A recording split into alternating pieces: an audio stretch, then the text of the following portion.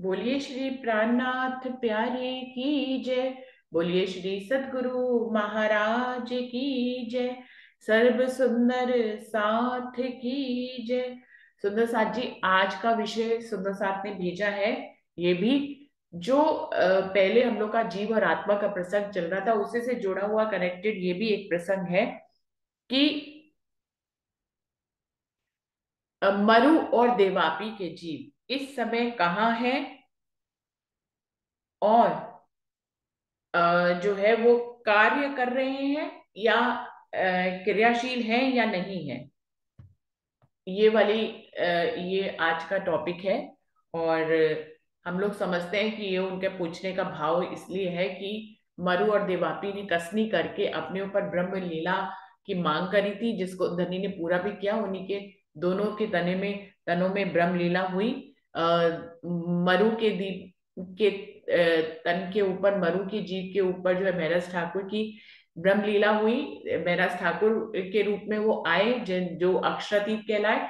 और देवापी के जीव के ऊपर जो है धनी देवचंद जी के तन के अंदर आए, और उनके ऊपर भी ब्रह्मलीला हुई धनी देवचंद जी के ऊपर भी।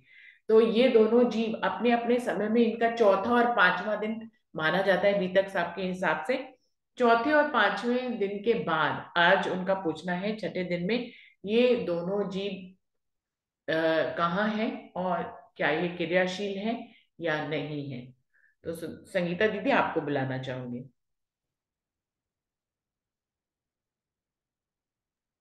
जी, प्रणाम जी।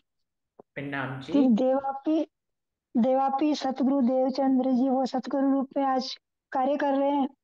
और पा, पांचवें दिन हक्की स्वरूप महराज ठाकुर के तन में इंद्रावती सखी जी वो साक्षात पन्ना जी में विराजमान है, वहीं से सारे कार्य कर रहे हैं। तो कार्य तो कर ही रहे हैं दीदी। हम्म। प्रणाम जी। प्रणाम जी। और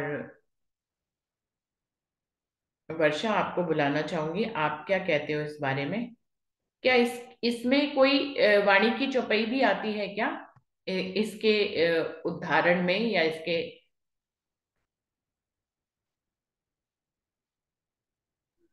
प्रणाम जी दीदी। जो अभी दीदी ने कहा है वो ही मतलब ठीक है। और वाणी की चौपाई तो मतलब इस संदर्भ में आती है कि मरु और देवापी के जीव सातवें दिन की लीला में राज्य और श्यामा जी का मतलब श्रृंगार स्वरूप धारण करके सबसे पहली बहिष्ठ में विराजमान होंगे। उस बारे में तो आती है दीदी, इस बारे में तो नहीं आती। या फिर ये बीतक साहब में तो आता है कि भाई रूहों का मेला पन्ना जी में ही बन रहा है और सब एक साथ ही चलेंगे। हम्म। यहाँ इस काल माया के ब्रह्मांड में हम्म। पन्ना जी में ही मूल बुलावा बन रहा है रूहों का, वहीं पे ही आत्माएं और जीव सब एकत्र हैं। ऐसा ही समझ आता है दीदी। प्रणाम जी। प्रणाम जी। प्रणाम जी। प्रतिभा दीदी, आप कुछ बताना चाहेंगे? नहीं, मेरे भी यही विचार है कि वो गुम्मट जी में अपनी वहां पे बैठे और सब साथ इकट्ठे होके परम धाम में जाए। ये यही वाली बात। प्रण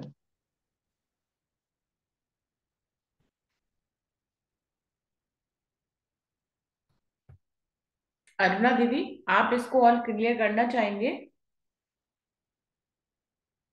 प्रणाम जी, सब सुंदर साथ को प्रणाम।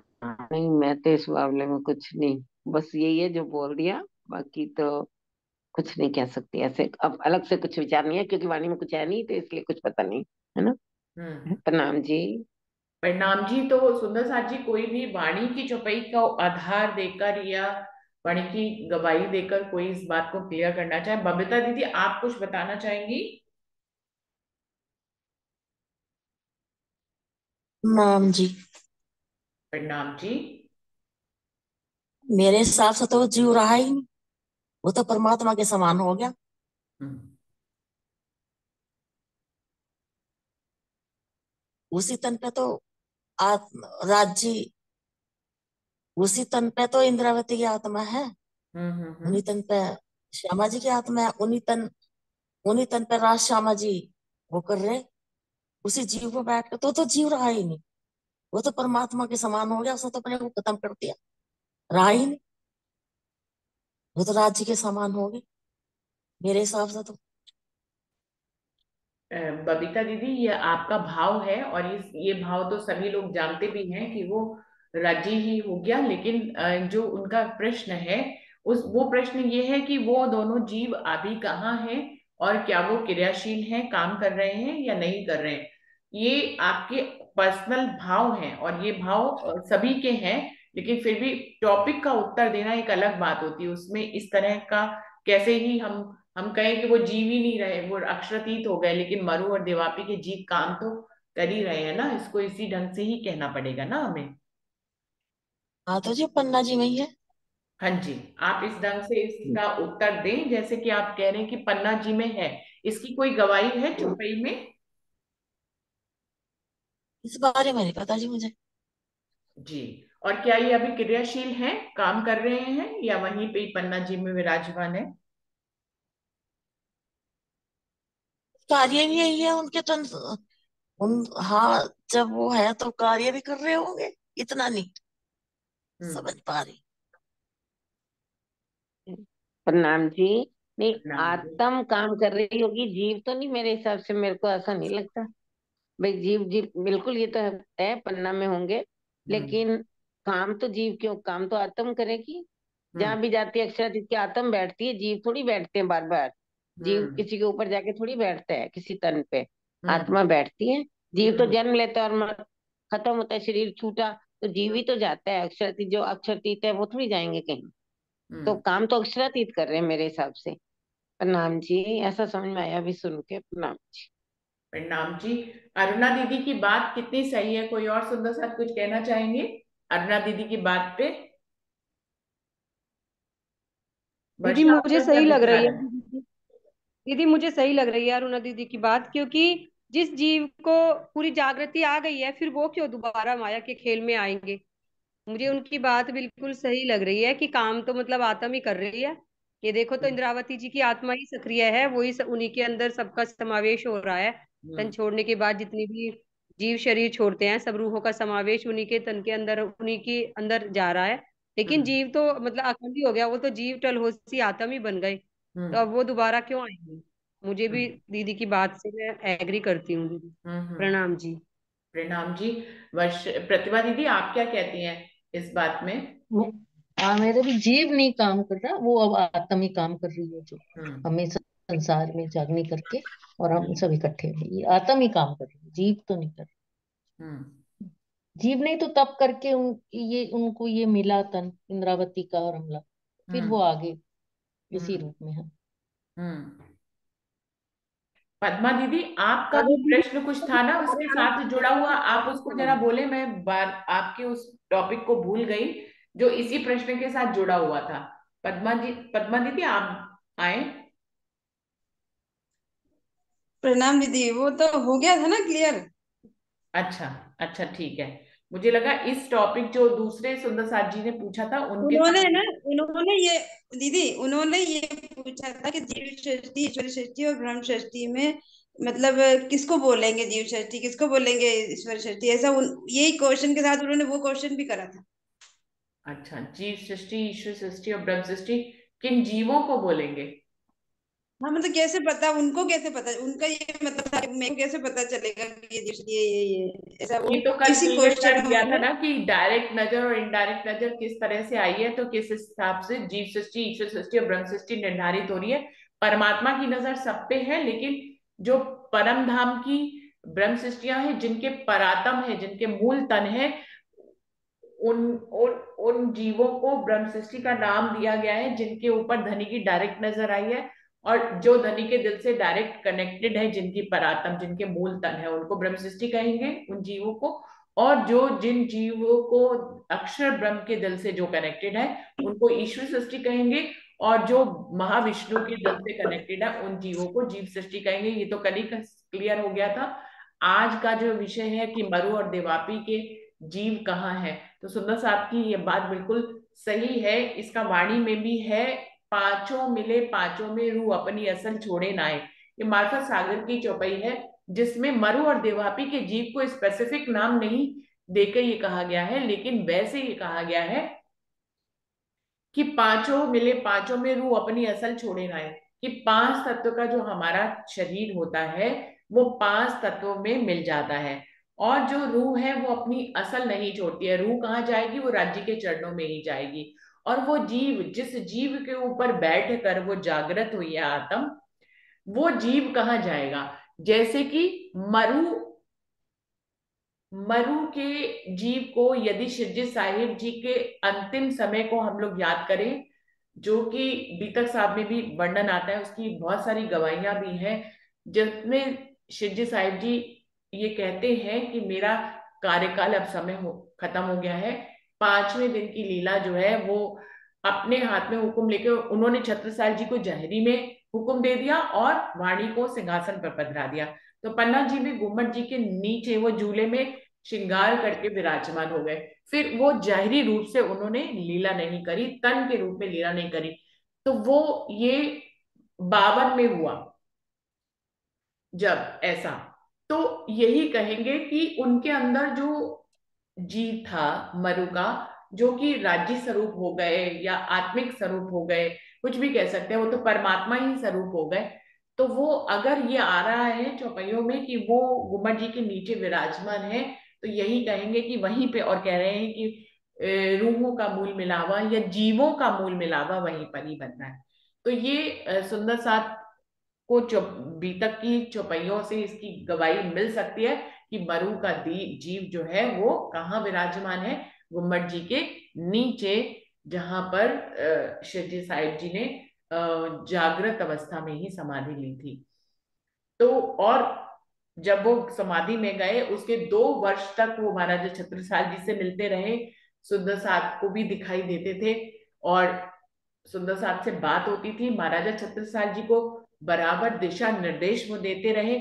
उसके बाद किन्हीं घटनाओं के कारण उस रास्ते को बंद कर दिया गया, और फिर उसके बाद से, तब से यही भाव रहते हैं सुंदर साथ जी के। उसके बाद के कोई प्रमाण नहीं है, लेकिन भाव के रूप में सुंदर साथ यही मानते हैं। मानते क्या है? स्वयं उन्होंने बीतक में इस बात की गवाही दी कि वो गुम्मट जी के नीचे ही विराजमान है, और वहीं पर ही एक मूल मिलावा तो हमारा परम धाम में है, और एक मूल मिलावा यहाँ पे पन्ना जी को कहा गया है, जो जहां पर जीवों का मूल मिलावा बन रहा है। यानी कि कोई भी जीव जो कि ब्रह्मवाणी से जागृत हो जाता है, चाहे वो मरु और देवापी के जीव तो हमें मालूम ही है, वो तो ब्रह्म समान ही हो गए थे, लेकिन ये सभी जीवों के लिए बात कही गई है उस चौपाई में कि जब जीव ब्रह्मवाणी से जागृत हो जाता है, उसको आत्मसात कर लेता है, उसकी रहनी बदल जाती है, उसकी कहनी करनी फैल हाल जब बदल जाते हैं, ऐसा पवित्र जीव जो है जब 5 तत्व के शरीर को छोड़ता है, तो ये 5 तत्व तो 5 तत्वों में मिल जाते हैं,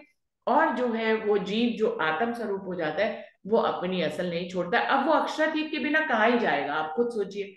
जैसे अरुणा दीदी ने कहा, वर्षा ने कहा, उस जीव को अब कोई भी दुनिया में आवागमन में पड़ने की क्या जरूरत है? अब लेकिन खेल तो चलता ही जा रहा है, खेल और लंबा हो गया है, तो वो जीव वहां पर रेस्ट कर रहे हैं। वो 7वें दिन की लीला में अखंड मुक्ति को प्राप्त होंगे। वो पहली बिस्त में जो है मरु और देवापी के जीव पहली बिस्त में 7वें दिन की लीला में राज्य और श्यामा जी का रूप धारण करेंगे, और बाकी जो भी जीव जो है, जो जिनके ऊपर ब्रह्म सृष्टि की नजर आई है, वो सारे जीव जो है वो पहली बिस्त में जाएंगे। तो ये सभी जीवों के लिए है जो भी पहली बिस्त में जाने वाले हैं या दूसरी बिस्त में ईश्वर सृष्टि की बिस्त में जाने वाले हैं, वो जीव जो कि यहाँ पर ब्रह्मवाणी से को आत्मसात करके जागृत हो जाते हैं, वो फिर जो है वो पन्ना जी में ही विराजमान हो जाते हैं, धनी के चरणों में। उन्होंने धनी के चरण की पहचान कर ली है, धनी के स्वरूप की पहचान कर ली है। अब वो फिर इस माया के खेल में बार बार जन्म लेकर फरामोशी में क्यों ही आएंगे? उनको अब दूसरे जब जन्म लेता है जीव बार बार, तो फिर से फरामोशी आ जाती है। अब जब जीव एक बार जागृत हो गया है, तो वो धनी के ही चरणों की लालसा करता है, और वो धनी के ही चरणों से लिपटा रहना चाहता है, तो वो धनी के चरणों में ही रहेंगे। मरु और देवापी के जीव भी जो है वो पन्ना जी में ही विराजमान है। मरु की तो पूरी गवाही है कि मरु का जीव शिवजी साहिब जी के रूप में जो थे, इन मेराज ठाकुर के रूप में उन्होंने गुम्बद जी के नीचे विराजमान भी हुए थे। धनी देवचंद जी का ये आता है जरूर बीतक में कि उन्होंने तन छोड़ा था, तो उनका धाम गमन हुआ, तन छोड़ा, तो 5 तत्व का शरीर तो छूट गया, और धनी देवचंद जी का जो देवापी का जीव है, तब तक पन्ना जी खोजा नहीं गया था सुंदर साथ जी। तो वो, मैं तो, इसकी कोई चौपाई नहीं है, लेकिन फिर भी यही कहना पड़ेगा कि जैसे धनी देवचंद जी सभी पावर, सभी शक्तियों के साथ जो है वो इंद्रावती के तन में विराजमान हुए, बिल्कुल वैसे ही उनका जीव भी, देवापी का जीव भी जो है वो महराज ठाकुर के अंदर तब तक विराजमान हुए, मुझे लगता है, जब तक पन्ना जी में नहीं पहुंचे। तो देवापी का जीव भी जो है वो जब तक पन्ना जी में नहीं पहुंचे थे तब तक तो वो महराज ठाकुर के अंदर विराजमान रहे और उनके साथ ही कार्य करते रहे। और फिर जब मरु का जीव जो है गुम्मट जी के नीचे विराजमान हुए, तभी उनके साथ ही देवापी का जीव भी वहीं था। लेकिन पन्ना जी जब तक नहीं पहुंचे थे तब तक देवापी का जीव, मेरे हिसाब से, इसकी कोई गवाही मुझे नहीं है, लेकिन फिर भी मुझे लगता है कि वो इंद्रावती के तन में ही काम कर रहे थे, महराज ठाकुर के तन में काम कर रहे थे। इस बारे में सुंदर साथ कुछ और कहना चाहे तो जरूर से कहें।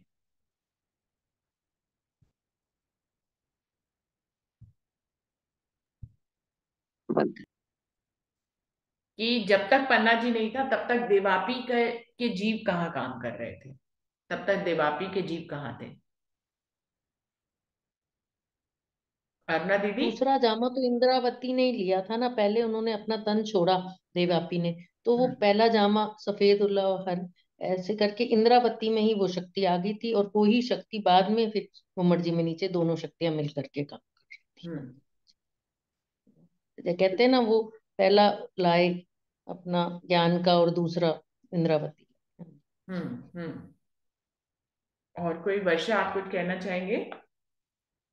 प्रणाम जी दीदी। दीदी एक बार पहले भी मतलब इस बारे में चर्चा हुई थी ना, जब तेज कुंवरी जी के जीव के बारे में चर्चा हुई थी कि भाई उनका जीव कहाँ गया, भाई उन्होंने बताया था कि मेरे ये पूर्व जन्म के पति हैं। तब हम्म उसमें ये बात क्लियर हुई थी कि वे अपने जीव के साथ ही, मतलब आत्म जो है उनके जीव, जो फूलबाई जी के तन में का जीव था, उस हम्म जीव के साथ ही वो आत्म तेज कुंवर जी के तन में प्रवेश करी। तो उसमें दो जीव और एक आत्म का उसमें वर्णन आया था। और उसमें हम्म। कहा था कि जब तक मतलब गुम्बद जी नहीं निर्माण हुआ था, तब तक वे सारी रूहें वहीं पर ही रही। ऐसा वर्णन उस टाइम में भी एक बार चर्चा में आया था। वहीं पर रही का कहा मतलब रही, वहीं पर रही का क्या मतलब मतलब? इंद्रावती जी के ही मतलब अंदर हाँ समाविष्ट रही जो और रूहें हाँ थी, वो हाँ। मतलब है।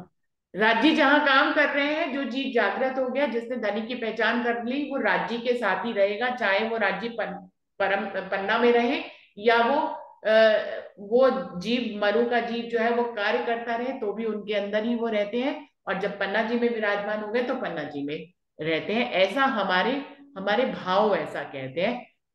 इसको किसी उससे सिद्ध नहीं कर सकते, किसी चौपाई से सिद्ध नहीं कर सकते, लेकिन प्रसंग ऐसे कई आते हैं, जैसे फूलबाई और तेज कुंवरी का प्रसंग आया, बिल्कुल ऐसे ही धनी देवचंद जी का भी प्रसंग है कि उनका जीव कहाँ गया, तो उनका जीव भी मनु के जीव के साथ ही महराज ठाकुर के तन में विराजमान हो गए। जैसे फूलबाई जी का जीव तेज कुंवरी के जीव में तो वो एक तन था, लेकिन उसके अंदर दो, आत्म तो एक ही थी लेकिन दो जीव थे, बिल्कुल ऐसे ही मरु के अंदर भी दो जीव, इंद्रावती जी के तन के अंदर भी मरु का जीव और बाद में देवापी का जीव भी आ गया, और इंद्रावती और सुंदरबाई की आत्म तो थी और दोनों राज्य के स्वरूप भी थे। तो ये सब हम लोग भावों से जान सकते हैं सुंदर साथ जी जैसे इसको। जैसे पहले था ना कि उन्होंने कहा मुझे क्यों नहीं परम धाम दिखाई दे, तुम्हें बिठाऊं मैं।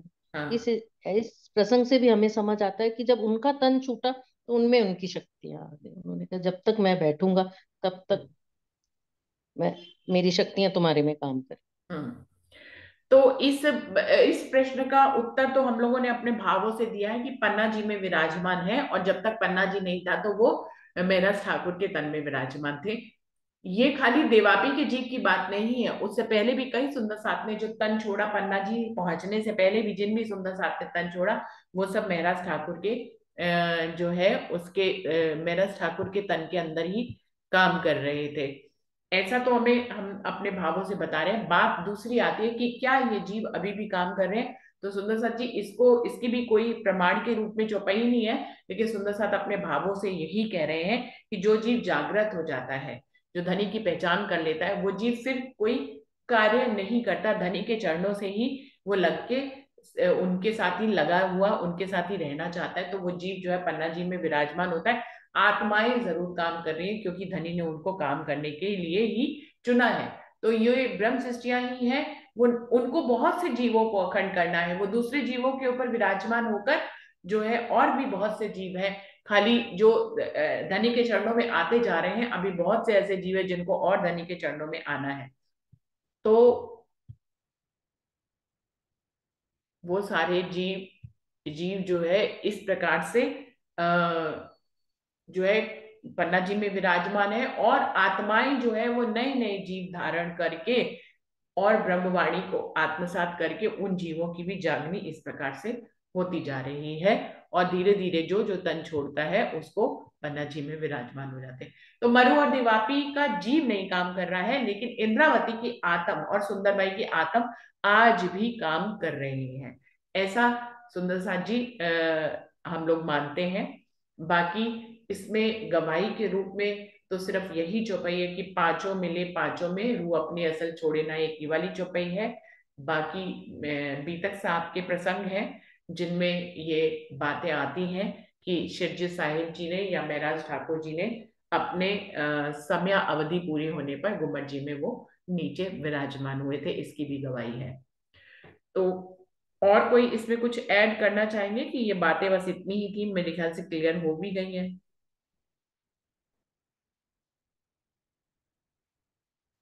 और कुछ इसमें ऐड करना चाहेंगे अरुणा दीदी?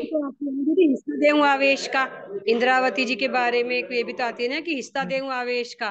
तो हम्म। उनकी आत्म सबको अपना वो दे रही है, हिस्सा दे के अपने उससे कार्य करा रही है, जो भी जागने का कार्य कर रहे हैं सुंदर साथ जी। बिल्कुल बिल्कुल। इंद्रावती की आत्म तो काम कर रही है, उनको तो जिम्मा ही दे दिया ना धनी ने पूरे ब्रह्मांड को जगाने का और अखंड करने का। तो इंद्रावती की आत्म तो काम करती ही रहेगी, और इंद्रावती की आत्म के साथ ही सुंदरबाई की आत्म भी काम कर ही रही है।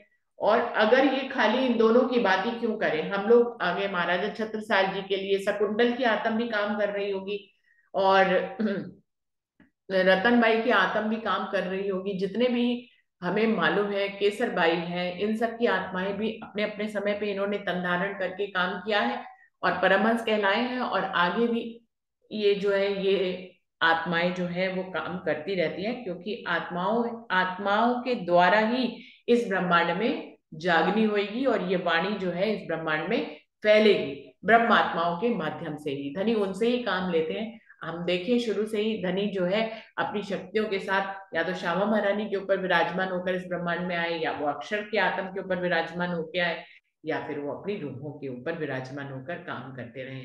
तो धनी तो हमेशा ही काम करेंगे, और वो काम करने के लिए यहाँ पर वो अपनी आत्मा के ही को ही इस्तेमाल करते हैं, उन्हीं के ऊपर विराजमान होते हैं वो अपनी शक्तियों से, और फिर वो अपने किसी भी हिस्से से कहीं पे भी काम लेते हैं, जो छठे दिन की लीला है। बाद में सातवें दिन की लीला में तो सभी लोग अखंड हो जाएंगे, वो इंद्रावती न्यायाधीश बनेंगी और सबका न्याय करके सभी इस ब्रह्मांड के जीवों को उनके अनुसार, उनकी करनी के अनुसार, उनकी पहचान के हिसाब से उनको रिश्ते प्राप्त हो जाएंगे। और इसी से बात है ना, धनी पांचों शक्तियां, धनी जी को जोश आत्म दुल्हन नूर हुकम बुद्ध मूल पांचों मिल मई बात, तब ये शक्तियां मिल करके काम कर रही हैं। बिल्कुल बिल्कुल। तो ऐसा ही हम लोगों का भाव है सुंदर साथ जी, इसको प्रेम से समझा जाए इस बात को, और जितनी भी गवाहियां हमारे पास थी हमने देने की कोशिश की है।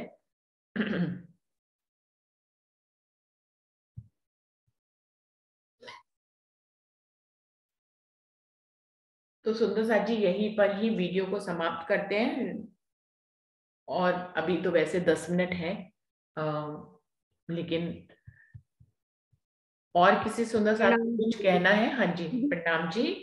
चीज मेरे ना याद आ रही थी, जैसे इसमें आया ना कि प्राणनाथ जी की लीला तन छोड़ने के बाद भी 2 साल तक चलती रही। ऐसे ही जो महाराज राम रतन दास जी हुए हैं, उनके जो छोटे भाई बुद्धिदास जी महाराज हुए हैं ना, उन्होंने भी बहुत साल तक पान का बीड़ा दिया। तन छोड़ने के बाद समाधि में ना, वहां पे पहले नीचे जगह थोड़ी छोड़ी हुई थी, और वहां पे रोज पुजारी जी को पान का बीड़ा रखा हुआ मिलता था। काफी सालों तक वो लीला चली है। फिर उसके बाद उन्होंने उस जगह को बंद कर दिया, तब वो पान का बीड़ा बंद हुआ है। नहीं, वहां पे बहुत सालों तक पान का बीड़ा रोज पुजारी जी को रखा हुआ मिलता था। प्रणाम जी। प्रणाम जी। मनीषा दीदी ने अभी ज्वाइन किया है, मुझे पता नहीं कि वो इस विषय पे कुछ बोलना चाहेंगी। प्रणाम जी मनीषा दीदी। प्रणाम जी दीदी, मैं थोड़ा व्यस्त थी इसलिए सुन रही हूँ आज।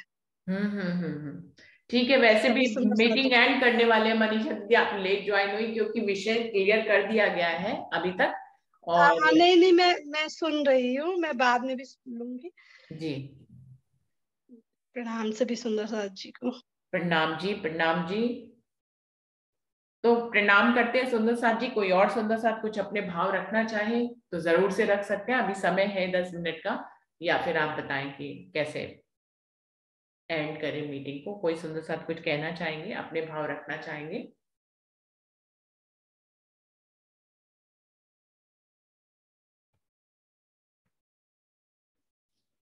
तो प्रणाम कर लेते हैं सुंदर साथ जी। प्रणाम जी सभी सुंदर साथ जी को, प्रेम प्रणाम जी। जी प्रणाम। प्रणाम जी। प्रणाम जी। प्रणाम जी। प्रणाम जी। प्रणाम जी। प्रणाम जी। प्रणाम जी सुंदर साथ जी। प्रणाम। प्रणाम जी। प्रणाम जी।